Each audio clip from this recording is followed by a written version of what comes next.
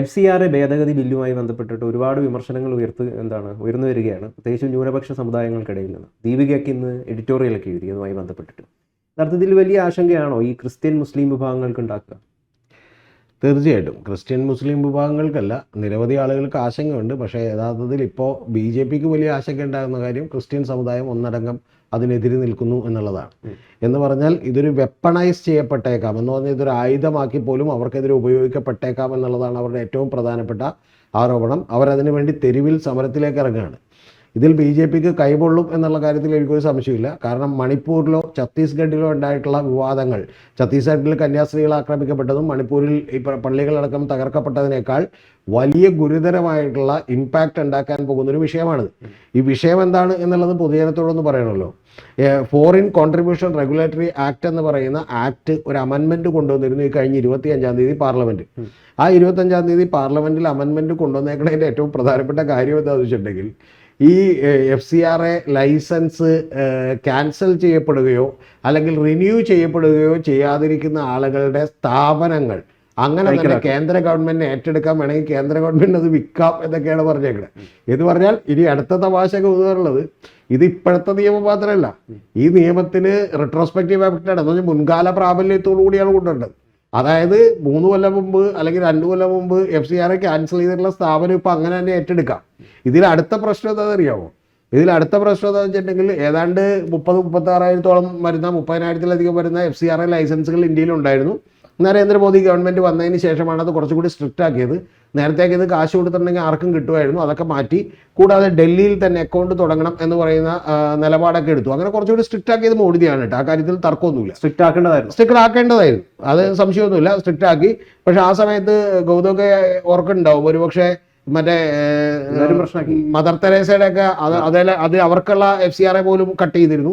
പിന്നെ നമ്മുടെ കേരളത്തിൽ എല്ലാവർക്കും അറിയുന്നത് മറ്റേ ആംനസ്റ്റി ഇന്റർനാഷണൽ, പിന്നെ ഗോസ്പൽ ഏഷ്യ എന്ന് പറയുന്ന മറ്റേ നമ്മുടെ KP യോഹന്നാൻ, മറ്റേ തട്ടിപ്പുകാരൻ തറാവ് ഇവിടുത്തെ മറ്റേ നോട്ടക്കാരുടെ KP യോഹന്നാൻ്റെ ഒക്കെ 1,300-ഓളം കോടി രൂപയാണ് കേരളത്തിലേക്ക് കൊണ്ടുവന്നത്. അപ്പോൾ FCRAയുടെ വയലേഷൻ ഉണ്ടായിരുന്നു. ഇങ്ങനെയൊക്കെ വലിയ പ്രശ്നങ്ങളുണ്ട്. ഇതിൽ ഇവർ കണ്ടെത്തുന്ന ഒരു സംഗതി എന്താണെന്ന് വെച്ച് കഴിഞ്ഞാൽ, വിദേശത്ത് നിന്ന് ഇവിടെ പല സേവനങ്ങൾക്കായിട്ട് വരുന്നു എന്ന് പറയുന്ന പൈസ കൊണ്ട് രാജ്യവിരുദ്ധ പ്രവർത്തനങ്ങൾ നടത്തുന്നു എന്നുള്ളതാണ്. രാജ്യവിരുദ്ധ പ്രവർത്തനങ്ങൾ നടത്തുന്നു, അതുകൊണ്ട് പാൽപ്പൊടിയും ബിസ്ക്കറ്റൊക്കെ മേടിച്ച് ആളുകൾക്ക് കൊടുക്കുന്നു. സത്യം പറഞ്ഞാൽ തുറന്നങ്ങോട്ട് പറഞ്ഞ കൗതുകം അറിയേണ്ടത്, ഇതുകൊണ്ട് ഈ പാൽപ്പൊടിയും ബിസ്ക്കറ്റും ഒക്കെ മേടിച്ച് സാധാരണ ആദിവാസി മേഖലയിലും അതുപോലെ ഗോത്രവർഗ മേഖലയിലും ഒക്കെ കൊടുക്കുന്നു, അവരെ മതം മാറ്റുന്നു എന്നുള്ളതാണ് ഇവരുടെ കൺസേൺ. മനസ്സിലായി? വളരെ ലളിതമാണിത്. പിന്നെ പക്ഷെ എന്തെങ്കിൽ പോലും അങ്ങനെയാണെങ്കിൽ ഇത് ഒന്നാമത്തെ സ്ട്രിക്റ്റായി വളരെ സ്ട്രിക്റ്റാക്കി കൊണ്ടുവന്നിരിക്കുന്ന ഒരു കാര്യമാണ്. ഇപ്പൊ പഴയ പോലെ ഒന്നും നടക്കുന്നില്ല. ഗൗതം അറിയേണ്ടത് ഏതാണ്ട് ഇപ്പൊ 15,600-ഓളം മാത്രമേ എന്തുള്ളൂ ഇപ്പൊ FCRA ലൈസൻസ് ഉള്ളൂ. നേരത്തെ അത് ഏതാണ്ട് 35,000-ലധികം ഉണ്ടായിരുന്നതാണ്. അപ്പൊ ആ ലൈസൻസ് 36,000 ഉണ്ടായിരുന്നതാണ്, 21,000 ഇപ്പൊ കുറഞ്ഞു. അപ്പൊ ഇപ്പൊ ഇനി അടുത്ത പ്രശ്നം എന്താണെന്നറിയോ ഗൗതത്തിന്? ഈ കേരളത്തിൽ മാത്രം 1,000-ലധികം FCRA ലൈസൻസുകളുണ്ട്. ഏത് ഈ 15,000 സംതിങ്ങില് കേരളത്തിലുള്ള 1,000-ല് ഈ 1,000-ലധികം ലൈസൻസ് ഉണ്ടെന്ന് കേൾക്കുമ്പോൾ ജനം വിചാരിക്കും നിസ്സാരമാണത്. നിസ്സാരമല്ല, കോടികളാണ്. എൻ്റെ ഒരു റഫ് എസ്റ്റിമേറ്റിൽ, ഞാൻ കൃത്യം നോക്കിയിട്ടില്ല, പക്ഷെ ഒരു 10,000-കണക്കിന് കോടികളാണ് കേരളത്തിലേക്ക് ഒരു കൊല്ലം വന്നുകൊണ്ടിരിക്കുന്നത്. ആ വന്നുകൊണ്ടിരിക്കുന്ന ഫണ്ട് നിൽക്കുന്നു എന്നുള്ളത് പോലെയല്ല പ്രശ്നം. ആ ഫണ്ട് നിൽക്കുന്നു എന്നുള്ളത് ഒരു കാര്യം. രണ്ടാമത്തെ കാര്യം ഗൗതം ആലോചിച്ച് നോക്കുക. അതായത് ഒന്ന്, അവരുടെ ഇത് റിന്യൂ ചെയ്യാതിരിക്കുകയോ അത് ക്യാൻസൽ ചെയ്യപ്പെടുകയോ ചെയ്തിട്ടുണ്ടെങ്കിൽ ആ സ്ഥാപനത്തിന്റെ അസറ്റ്സ് മൊത്തം ഏറ്റെടുക്കാം. എങ്ങനെ ഏറ്റെടുക്കാന്നറിയോ? ആ ഫണ്ട് ഉപയോഗിച്ച് ഭാഗികമായി ഹെൽപ്പ് ചെയ്തിട്ടുള്ള സ്ഥാപനം കൂടി ഏറ്റെടുക്കാം. ഉദാഹരണത്തിന് ഇപ്പൊ നിങ്ങളൊരു 250 കോടി രൂപയുടെ ഒരു ബിൽഡിംഗ് പണിയുന്നു എന്ന് വിചാരിക്കും. അതിലൊരു 25 കോടി രൂപ വിദേശത്ത് നിന്ന് വന്ന ഫണ്ട് അതിനുവേണ്ടി ഉപയോഗപ്പെടുത്തിയിട്ടുണ്ടെന്ന് കണ്ടെത്തിയിട്ടുണ്ടെങ്കിൽ ഗവൺമെന്റ് ആ 250 കോടി രൂപയുടെയും സാധനം എന്ത് ചെയ്യാം? സീസ് ചെയ്യാം. അപ്പൊ അതൊക്കെ വലിയ പ്രശ്നമാണ് ഈ കേരളത്തിലും ഇന്ത്യയിലൊക്കെ ഉണ്ടാക്കാൻ പോകുന്നത്. അപ്പൊ അത് കിരൺ റിജിജു പറഞ്ഞേക്കണത് ഒന്നും പേടിക്കാനില്ല, ഡോണ്ട് വറി, എല്ലാം ഹാപ്പി ആയിട്ടിരിക്കൂ എന്നാണ് പറഞ്ഞേക്കണത്. പക്ഷെ പ്രധാനപ്പെട്ട ഒരു കാര്യം, ഗവൺമെന്റ് ഇതൊരിക്കലും ആലോചിക്കാതെ കൊണ്ടുവന്നൊരു നിയമമൊന്നുമല്ല. പിന്നെ ഗവൺമെന്റിനെ സംബന്ധിച്ച് ഇപ്പോൾ BJP ഗവൺമെന്റിനെ സംബന്ധിച്ച് തമിഴ്നാട്ടിലും അതുപോലെ കേരളത്തിലും ഒക്കെ തെരഞ്ഞെടുപ്പ് നടക്കുന്നതൊന്നും അവർക്ക് ഒരു പ്രധാനപ്പെട്ട കാര്യമൊന്നുമില്ല. കാരണം കേരളത്തിൽ ഇപ്പോൾ തെരഞ്ഞെടുപ്പ് ഇത്രയൊക്കെ കിട്ടാനുള്ളത് അവർക്ക് കൃത്യമായിട്ട്. കഴിഞ്ഞ ദിവസം KC വേണുഗോപാൽ തന്നെ പറഞ്ഞു, ഈ സ്ഥാനാർത്ഥി പട്ടിക തന്നെ കണ്ടു കഴിഞ്ഞാൽ തന്നെ അറിയാം BJP ഒട്ടും സീരിയസ് അല്ല. അത് BJP അല്ലെങ്കിൽ സീരിയസ് അല്ല, അത് വേറെ ഒരു വിഷയമാണ്. നമ്മൾ ശരിക്കും പറഞ്ഞാൽ കുറച്ചുകൂടി രസകരമായി ചർച്ച ചെയ്യേണ്ട ഒരു വിഷയമാണ്. പ്രത്യേകിച്ച് ഈ 2020 സ്ഥാനാർത്ഥികളെ കുറിച്ചൊക്കെ നമ്മൾ ഗംഭീരമായി ചർച്ച ചെയ്യേണ്ടതാണ്. കാരണം അവരൊക്കെ എന്തൊക്കെ പറഞ്ഞുകൊണ്ടിരിക്കണമെന്ന് അറിയാൻ പാടില്ല. ബസ്സിന്റെ പടി വലുതാക്കി എന്നൊക്കെയാണ് ഒരു പെങ്കൊച്ചി എന്ന് പറയുന്നത്. FCRA ഉണ്ടല്ലോ, ഇത് എന്താണ് താങ്കൾ പറഞ്ഞ പോലെ ലൈസൻസ് പുതുക്കിയില്ലെങ്കിൽ അല്ലെങ്കിൽ പുതുക്കാൻ വിട്ടുപോയി കഴിഞ്ഞ് കഴിഞ്ഞാൽ ആ സ്ഥാപനങ്ങൾ ഇവർക്ക് കൈക്കലാക്കാന്നുള്ളതാണ്, കേന്ദ്രം കൊണ്ടുപോകുന്നുള്ളതാണ്. യഥാർത്ഥത്തിൽ അത് വേണ്ടത് തന്നെയല്ലേ? അതായത് സ്ട്രിക്റ്റ് ആക്കുക തന്നെയല്ലേ വേണ്ടത്? താങ്കൾ തന്നെ പറഞ്ഞു സ്ട്രിക്റ്റ് ആക്കുകയാണ് വേണ്ടത്. ഗൗതം, ഒരു കാര്യം സ്ട്രിക്റ്റ് ആക്കുകയാണ് വേണ്ടത് എന്ന് പറഞ്ഞിട്ടുണ്ടെങ്കിൽ ഗൗതം ഒരു ഗവൺമെന്റ് എടുക്കേണ്ട നിലപാട് എന്താ? ഗൗതം ഇപ്പോൾ ഒരു FCRA ലൈസൻസ് ഗവൺമെന്റ് തന്നെ തന്നേക്കണാണല്ലോ. ഗൗതത്തിന്റെ അതൊരു ചാരിറ്റബിൾ ട്രസ്റ്റ് ആണെന്ന് വിചാരിക്കും. ആ ചാരിറ്റബിൾ ട്രസ്റ്റ് യാതൊരു വിധത്തിലുള്ള അൺഓതറൈസ്ഡ് ആയിട്ടുള്ള ആക്ടിവിറ്റിയും ഇല്ലാതെ ലീഗലി അത് പ്രവർത്തിക്കണമെന്ന് വിചാരിക്കണം. ഏറ്റവും ബേസിക് ഇന്റൻഷൻ അത് വേണമല്ലോ. അല്ലാതെ ഇവനെ നോക്കിക്കൊണ്ടിരിക്കുക, എന്തെങ്കിലും അവസരം കിട്ടി ഇവനെ അങ്ങനെ തന്നെ പിടികൂടാ എന്നുള്ളൊരു കണ്ടീഷനിൽ അതിനെ കാണരുത്. അതാണ് അതിന്റെ പ്രശ്നം. ഇപ്പൊ നാളെ നമ്മളൊരു സ്കൂൾ തുടങ്ങുന്നു, നാളെ ഗവൺമെന്റ് നമ്മളോട് പറയാണ് നീ സ്കൂൾ അതെല്ലാം പ്രോപ്പർലി നടത്തിയില്ലെങ്കിൽ ഇത് മുഴുവൻ ഞങ്ങൾ എടുക്കൂടാന്ന് പറഞ്ഞാൽ അങ്ങനെ എടുക്കരുത്. അത് കാടൻ നിയമമാണ്, അത് മനസ്സിലായി, അത് കാട്ടുനീതിയാണ്. നമ്മൾ പറയേണ്ടതാ നിങ്ങളിത് വളരെ ഭംഗിയായി കൃത്യമായി നടത്തണം, നടത്തിയില്ലെങ്കിൽ നിങ്ങൾക്ക് ഇത് എന്ത് ചെയ്യാൻ പറ്റില്ല. ഇപ്പൊ തന്നെ ഗൗതം അറിയേണ്ടത് ഈ FCRA ലൈസൻസ് എന്ന് പറഞ്ഞാൽ ലൈസൻസിന് വേണ്ടിയുള്ള പണി എന്ന് പറഞ്ഞാൽ നിസ്സാര പണിയില്ല. ഡൽഹിയിൽ ഒരു അക്കൗണ്ട് തുടങ്ങണം, അതൊരൊറ്റ ബാങ്കിലായിരിക്കണം അക്കൗണ്ട്, അതുവഴി SBI വഴി മാത്രമായിരിക്കണം പറഞ്ഞത് എന്ന് പറഞ്ഞിട്ടുണ്ടെങ്കിൽ ഏതാണ്ട് നാളെ ഗവൺമെന്റ് അവിടെ നിന്ന് ഫോൺ ചെയ്ത് ചോദിച്ചാൽ തന്നെ ഇതിന്റെ എല്ലാ ഡീറ്റെയിൽസും കിട്ടും. അതിലൊന്നും തെറ്റൊന്നുമില്ല, കാരണം ഇത് ഒരുപാട് ദുരുപയോഗിക്കുന്നുണ്ടായിരുന്നു എന്നുള്ള കാര്യത്തിലൊന്നും സംശയമില്ല. പക്ഷെ പ്രധാനപ്പെട്ടൊരു കാര്യമുള്ളത് ഇത് ഇത്തരത്തിൽ ഒരു വെഞ്ചൻസോടുകൂടി പ്രതികാരത്തോടു കൂടിയുള്ള ഒരു നടപടിയിലേക്ക് പോകുമോ, ഇത് വെപ്പണൈസ് ചെയ്യപ്പെടുമോ എന്നാണ് ഏറ്റവും പ്രധാനപ്പെട്ട കാര്യം. പിന്നെ എനിക്ക് ഈ ഏറ്റവും വലിയ തമാശ എനിക്ക് തോന്നിയത് ഷോൺ ജോർജും അതുപോലെ തന്നെ മറ്റേ ജോർജ് കുര്യനും ഇവരൊക്കെ കൂടി ചെന്ന് ഇവരോട് സംസാരിക്കാൻ പോകുന്നുണ്ട്.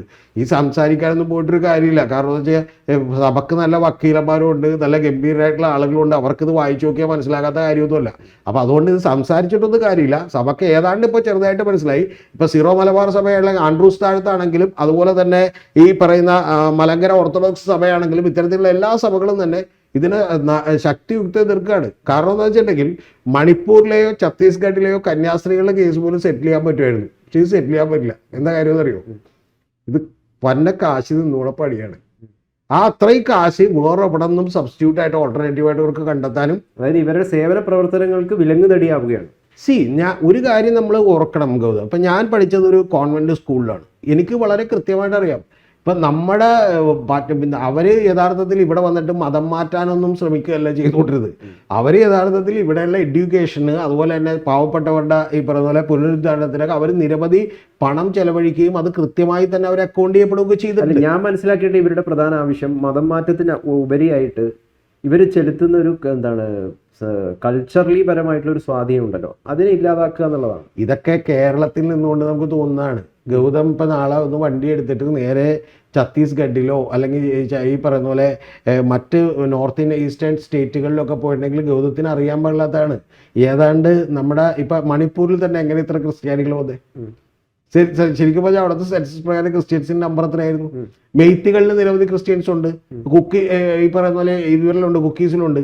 ഇത് ഗൗതം അറിയേണ്ടത് ഇത് ഒന്നാമത്തെ കാര്യം, ഇത് ഹിന്ദു മതത്തിനകത്ത് ഇവരെല്ലാവരും തന്നെ മറ്റേ അൺടച്ചബിലിറ്റി ഒക്കെ തന്നെയുള്ള തൊട്ടുകൂടായ്മ തൊണ്ടിക്കൂടായ്മ ഒക്കെ കാരണം ഇവരെ അകറ്റി നിർത്തിയവരാണെങ്കിൽ അങ്ങനെ അകറ്റി നിർത്താത്തൊരു സമുദായം എന്ത് ചെയ്യാണ്? അവർക്ക് നേരെ കൈനീട്ടുകയാണ്. പ്ലസ് അവരുടെ ബേസിക് ആയിട്ടുള്ള നീഡ്സ് എന്ത് ചെയ്യാണ്? ചെയ്തുകൊണ്ടിരിക്കുകയാണ്. ഇവിടെ തന്നെ ഗൗതം അറിയേണ്ടത് ഇനി വേറൊരു കാര്യം ഗൗതത്തിനോട് പറയും. ഇവിടെ തന്നെയുള്ള പ്രൊട്ടസ്റ്റന്റ് സഭകൾ എന്ന് പറയുന്ന പെന്തക്കോസ്റ്റ് അടക്കമുള്ള നിരവധി സഭകളുണ്ട്. ഈ പെന്തക്കോസ്റ്റിലൊക്കെ ജോയിൻ ചെയ്തിട്ടുണ്ടെങ്കിൽ എന്താ സംഭവം എന്ന് അറിയുമോ? ഗൗതം, ഒരുത്തരും നിങ്ങൾക്ക് ഇപ്പോൾ ഒരു വസ്തുത ഇല്ലെന്ന് നിങ്ങൾക്ക് ഒരു ബേക്കറി തുടങ്ങാനുള്ള ചാൻസ് അവർ തരും, അതിനുള്ള പണം അവർ തരും. അപ്പൊ ഇത്തരത്തിലുള്ള നിരവധി സഹായങ്ങൾ കൂടി ഇതിന്റെ ഭാഗമാണ്. അത് കേരളത്തിൽ ഇപ്പൊ കുറച്ച് കുറവാണ്, നമുക്ക് നോക്കുമ്പോൾ പെട്ടെന്ന് അറിയാൻ പറ്റില്ല. പക്ഷെ കേരളത്തിൽ പോലും അത് കൂടുതലുണ്ട്. അപ്പൊ നോർത്ത് ഇന്ത്യൻ സ്റ്റേറ്റുകളിൽ എന്തായിരിക്കും എന്ന് ഗൗതം ഒന്ന് ആലോചിച്ച് നോക്കിയാൽ മതി. അവന് ശരിക്കും പറഞ്ഞാൽ 2 നേരം അവന്റെ കൊച്ചുങ്ങൾക്ക് പാൽപ്പൊടി കൊടുക്കാന്ന് പറഞ്ഞാൽ പോലും അവന് ഈ മതം മാറലെ പോലെയുള്ള പരിപാടികൾ ഉണ്ടാവും. പക്ഷെ അതൊക്കെ ഗവൺമെന്റ് പരാജയം കൂടിയാണ്. അതായത് മതം മാറിയാലും കുഴപ്പമില്ല, എന്റെ ജീവിത സാഹചര്യം മെച്ചപ്പെടും. ആരാണെങ്കിലും ശരിയല്ലേ ഗൗതം? അതായത് ആദിവാസി ഗോത്ര സമുദായങ്ങളിലൊക്കെ ജീവിക്കുന്ന വളരെ ബുദ്ധിമുട്ടി ദരിദ്രരായിട്ട് ആളുകൾ ജീവിക്കുന്ന, പിന്നെ ഒരു കാര്യം കൂടി പറയാം, അവിടെയൊക്കെ ചെന്ന് മിഷണറി സേവനങ്ങൾ ചെയ്യാനായിട്ട് വേറെ ആരും തയ്യാറാവൂല. ഈ ക്രിസ്ത്യൻ മിഷണറീസ് മാത്രമേ അതിനെന്ത് ചെയ്യുള്ളൂ. അവരുടെ ഒരു സ്വസിദ്ധമായിട്ടുള്ള രീതികളും കൾച്ചറും കൊണ്ടിട്ട് അവർ വളരെ ഈ പറയുന്ന പോലെ താഴേക്കിടയിൽ നിന്നുള്ള കുടുംബങ്ങളിലും അവരൊക്കെ അവരെന്ത് ചെയ്യുന്നുണ്ട്? പ്രവർത്തിക്കുന്നുണ്ട്. ഇപ്പൊ ഈ ഛത്തീസ്ഗഡിൽ തന്നെ കന്യാസ്ത്രീകളെ അറസ്റ്റ് ചെയ്തതിന്റെ കാര്യം എന്താ? കന്യാസ്ത്രീകൾ അവിടെ മതം മാറ്റം വലിയ തോതിൽ നടന്നുകൊണ്ടിരിക്കുന്ന ഒരു കാര്യമാണ്. സത്യം അതാണ്, മറച്ചു വെച്ചിട്ടൊന്നും കാര്യമില്ല. നമ്മൾ തമ്മിൽ അന്ന് സംസാരിച്ചപ്പോൾ പറഞ്ഞിട്ടുണ്ട്. അപ്പൊ അതിനൊക്കെ തന്നെ ഈ ഫണ്ട് വലിയ തോതിൽ ഉപയോഗപ്പെടുത്തുന്നുണ്ട്. കാരണം അല്ലാതെ ഒരാൾ ഇവിടെ നിന്ന് നേരെ പോയി ഛത്തീസ്ഗഡിൽ പോയി രാവിലെ പോലെ വൈകുന്നേരം വരെ അവിടെ ഇപ്പോൾ ജോലിക്ക് രാവിലെ മുതൽ വൈകുന്നേരം വരെ കിളച്ചിട്ടോ ജോലി എടുത്തിട്ടോ പിന്നെ പോയി ഇവരെ സേവിക്കാനൊന്നും പറ്റില്ല. അത് ഇത്തരത്തിലുള്ള ഫണ്ടുകൾ തന്നെയാണ്. ആ ഫണ്ടുകൾ കേരളത്തിലൊന്നും വലിയ പ്രശ്നമല്ലെങ്കിലും നാഷണൽ ലെവലിൽ അത് ചെറിയ തോതിൽ ഈ പറഞ്ഞ ബജരംഗ് ദളും അതുപോലെയുള്ള സംഘടനകൾക്കും ഒക്കെ പ്രശ്നമാണ്. മനസ്സിലായി? ഇവിടെ ഇതൊന്നും അറിയാൻ പാടില്ലാത്തതുകൊണ്ടാണ് മറ്റേ പ്ലാമൂഞ്ഞൊക്കെ എന്ത് ചെയ്തത്, മറ്റേ പറഞ്ഞ ബിഷപ്പൊക്കെ പറഞ്ഞത് മറ്റേ റബ്ബറിന് 300 രൂപയാക്കി ഞങ്ങൾ എന്ത് ചെയ്യാം, ഒരു MP അങ്ങോട്ട് തരാം, പിന്നെ പുള്ളി 500 രൂപയാക്കെങ്കിൽ വേണമെങ്കിൽ 5 MP കൊടുക്കാന്നൊക്കെ ഉള്ളതൊക്കെ എന്ത് ചെയ്തു, പ്രസ്താവനയൊക്കെ പറഞ്ഞു. അതിനൊന്നും കാര്യമില്ല. ഇത് യാഥാർത്ഥ്യമായിട്ടുള്ള ഒരു കാര്യമാണ്. ഇപ്പം ശരിക്കും പറഞ്ഞാൽ സഭകൾക്ക് ഇതെന്ന് പറഞ്ഞാൽ സഭകൾക്ക് താങ്ങാൻ പറ്റുന്നതിനപ്പുറത്താണ്. ഈ തെരഞ്ഞെടുപ്പിൽ BJPക്ക് തിരിച്ചടിയാകുമോ? തീർച്ചയായിട്ടും. ഇപ്പം കാഞ്ഞിരപ്പള്ളിയിൽ മറ്റേ പുള്ളി മത്സരിക്കുന്നു, ജോർജ് കുര്യൻ മത്സരിക്കുന്നു, പാലായിൽ ഷോൺ ജോർജ് മത്സരിക്കുന്നു, ഗംഭീരമായ പോരാട്ടം കാഴ്ചവെക്കുമെന്നൊക്കെ പറയുന്നു. PC ജോർജ് മത്സരിക്കുന്നു. PC ജോർജ് പിന്നെ അല്ലെങ്കിൽ തന്നെ ഇപ്പോൾ പൂഞ്ഞാറിലൊക്കെ ഇത്രയൊക്കെ സംഭവിക്കാറുണ്ട്. അപ്പോൾ ഇത്തരത്തിലുള്ള കാഴ്ചവെക്കുന്നു. ഇവരെല്ലാവരും ഇത് ബാധിക്കും, ഇതെല്ലാവരെയും ബാധിക്കും. കാരണം ഇത് നിസ്സാര കാര്യമല്ല. ഇത് നാളെ ഗൗതത്തിന് തന്നെ കിട്ടിക്കൊണ്ടിരിക്കുന്ന ഒരു പണം, ആ പണം വരാൻ ബുദ്ധിമുട്ടാകുമെന്ന് മാത്രമല്ല, ഗൗതത്തിന്റെ വീടും കുടിയും അതുപോലെ തന്നെ തൊട്ടപ്പുറത്തെ പറമ്പും കൂടി ഗവൺമെന്റ് ഏറ്റെടുക്കുമെന്ന് പറഞ്ഞുള്ള അവസ്ഥ ആലോചിച്ച് നോക്കി. ഏറ്റെടുക്കുന്നു പറഞ്ഞാൽ ഞാനത് കൃത്യമായിട്ട് ഇത് പാലിച്ചില്ലെങ്കിൽ, കൃത്യമായിട്ട് ഇത് പാലിച്ചില്ലെങ്കിൽ എന്ന് പറഞ്ഞാൽ ഇന്നിപ്പോൾ സഭയുടെ ഒരു ആളായിട്ട് ഞാൻ സംസാരിക്കുമ്പോൾ തന്നെ അദ്ദേഹം പറഞ്ഞൊരു കാര്യമുണ്ട്, ഒരു ലൈസൻസ് അത് വേണമെങ്കിൽ തരാതെ വൈകിപ്പിക്കാറുണ്ട്. ഇത് ശരിക്കും പറഞ്ഞു കഴിഞ്ഞാൽ ഒരു പേടിപ്പിക്കലാണ്. നിങ്ങൾ ഒരു തരം പേടിപ്പിക്കലാണ്. ഇത് ഫിയർ സാധനം ഉൾപ്പെടുത്തിക്കൊണ്ട്. ഈ പേടിപ്പിക്കൽ യഥാർത്ഥത്തിൽ ഇപ്പൊ തുടങ്ങിയതല്ല. ഇപ്പൊ ഗൗതം ഒന്ന് ആലോചിച്ച് നോക്കി, FCRA ലൈസൻസ് ഉള്ള 36,000-ൽ 21,000 ക്യാൻസലായി തോന്നി. എങ്ങനെ ക്യാൻസലായി? അതായത് ക്യാൻസൽ ആക്കിയില്ലെങ്കിലുള്ള പ്രശ്നം എന്ന് വെച്ചാൽ ക്യാൻസൽ ആകാതെ നിങ്ങൾ തുടർന്നുണ്ടായാൽ നിങ്ങൾക്കെതിരെ വലിയ അന്വേഷണം ഉണ്ടാവും എന്ന് പറഞ്ഞിട്ടാണ്. മനസ്സിലായി? അപ്പൊ അത്തരത്തിൽ പല ആളുകളും എന്ത് ചെയ്തു, ക്യാൻസലാക്കി കണ്ടപ്പോഴും ഓടിക്കളഞ്ഞു. അതായത് ഇപ്പൊ ഈ ചില മതങ്ങളൊക്കെ ചെയ്യുന്നത് പോലെ പേടിപ്പിച്ചിട്ട് വരുതിയിൽ നിർത്തുന്ന പരിപാടി അതാണ് ഈ കേന്ദ്രം ചെയ്തുകൊണ്ടിരിക്കുന്നത്. അല്ല, പിന്നെ എന്തിനും വേണമെങ്കിൽ നമുക്കൊരു കാര്യം പറയാം. ഇതിനൊക്കെ വേണമെങ്കിൽ ഗൗതത്തിന് ഇപ്പൊ എന്നോട് ഒരു ന്യായീകരണം പറയാം, ഞാൻ അങ്ങോട്ട് പറഞ്ഞുതരാം. അതെന്താ വെച്ചാൽ ഗൗതം ഇതെല്ലാം കൃത്യമായിട്ടൊക്കെ ചെയ്താൽ പോരെ, അപ്പൊ കുഴപ്പമില്ലല്ലോ. നാളെ നമ്മളൊരു ബിസിനസ് നടത്തുന്നു, നമുക്കൊരിക്കലും ചിലപ്പോൾ 100% കൃത്യതയോടൊരു കാര്യം ചെയ്യാൻ പറ്റണമെന്നില്ല. അപ്പൊ അതിന് നമുക്ക് ഫൈൻ ഈടാക്കാം, അല്ലെങ്കിൽ മറ്റു പല പരിപാടികളിലേക്കൊക്കെ കിടക്കാം. പക്ഷേ ഈ ഫണ്ട് ഉപയോഗിച്ച് നിങ്ങൾ മുൻകാല പ്രാബല്യത്തോടുകൂടി ചെയ്ത സ്ഥാവര ജംഗമ വസ്തുക്കളെല്ലാം കൂടി ഞങ്ങൾ ഏറ്റെടുക്കും എന്ന് പറഞ്ഞാൽ ഗൗതം എന്ത് പറയണത്? പിന്നെ ശരിക്കും പറഞ്ഞാൽ ഇതുകൊണ്ട് എന്താ, ശരിക്കും പറഞ്ഞാൽ മുൾമുനയിൽ നിന്നുള്ള ഗൗതം അത്തരത്തിലുള്ള സ്ഥാപനം നടത്തിക്കൊണ്ടുപോകാൻ പറ്റും. മനസ്സിലായോ? പിന്നെ ഇതിന്റെ ഒരു മെജോറിറ്റി എമൗണ്ടും ഇവിടെ ചെലവഴിക്കുന്നത് യഥാർത്ഥത്തിൽ ഇത്തരത്തിലുള്ള ജീവകാരുണ്യ പ്രവർത്തനങ്ങൾക്കും എഡ്യൂക്കേഷൻ പോലുള്ള കാര്യങ്ങൾ കൊടുക്കാനായിട്ടാണ്. അപ്പൊ അത്തരം കാര്യങ്ങൾ അത് പ്രോപ്പർലി നടത്തുന്നു എന്നുള്ളത് ഗവൺമെന്റ് എന്ത് ചെയ്യണം, ഉറപ്പുവരുത്തേണ്ടതിന് പകരം ഗവൺമെന്റ് ഇത്തരത്തിലുള്ള ഒരു നിലപാടുമായിട്ട് മുന്നോട്ട് പോകാൻ പാടില്ല. അതാണ് അവരുടെ ആവശ്യം. പിന്നെ ഇനി ഏറ്റവും വലിയ അതൊക്കെ തിരിച്ച് എടുക്കുക എന്ന് പറയുന്നത് ഒരു കടന്ന കഴി തന്നെയാണ്, അതിൽ സംശയം അല്ല. ഇതിലിനി അടുത്തൊരു കാര്യം കൂടി പറയും, ഇവർ തെരുവിൽ സമരം നടത്തിയത് ഇപ്പൊ ഈ ഗവൺമെന്റ് പിന്മാറുമെന്നൊന്നും ഞാൻ വിചാരിക്കുന്നില്ല. കാരണം ഗവൺമെന്റ് ഇത് വെറുതെ കൊണ്ടുവന്നേക്കൊണ്ടൊരു നിയമമല്ല. ഗവൺമെന്റ് ഇത് വളരെ കൃത്യമായി ഇതിന്റെ ഹിസ്റ്ററി പരിശോധിച്ചാൽ വളരെ ഓരോരോ കടുത്ത തീരുമാനങ്ങളിലേക്ക് ഗവൺമെന്റ് എന്ത് ചെയ്തുകൊണ്ടിരിക്കുകയായിരുന്നു, ഓരോ തവണയും പോയിക്കൊണ്ടിരിക്കുകയായിരുന്നു. ഇത് ഈ മറ്റേ മദർ തെരേസയുടെയൊക്കെ ഇതിന് ഇതുപോലെ FCRA കട്ട് ചെയ്തു എന്നൊക്കെ പറയുമ്പോൾ നമ്മളിവിടെ ഇരുന്ന് കൽക്കട്ടയിലല്ലേ കുഴപ്പമില്ല എന്നൊക്കെ വിചാരിച്ചു. മനസ്സിലായി? അപ്പൊ അത് ഓരോ പടികളായിട്ട് എടുത്തുകൊണ്ടിരിക്കുകയാണ്. അതിന്റെ ലാസ്റ്റ് പടി. അതുകൊണ്ട് BJP ഇതിൽ നിന്നോ കേന്ദ്ര ഗവൺമെന്റ് ഇതിൽ നിന്നോ പിന്മാറുമെന്നൊന്നും ആളുകൾ വിചാരിച്ച് കളയരുത്. സംഭവിക്കാൻ പോകുന്ന നമുക്ക് കാത്തിരുന്ന് കാണാം. ചിലപ്പോൾ ഏതെങ്കിലും ഒരു അമെൻമെന്റിൽ ഒരു വിഷയം എടുത്ത് എന്ത് ചെയ്യും, മാറ്റി വെക്കും. അത്ര ഉണ്ടാവും.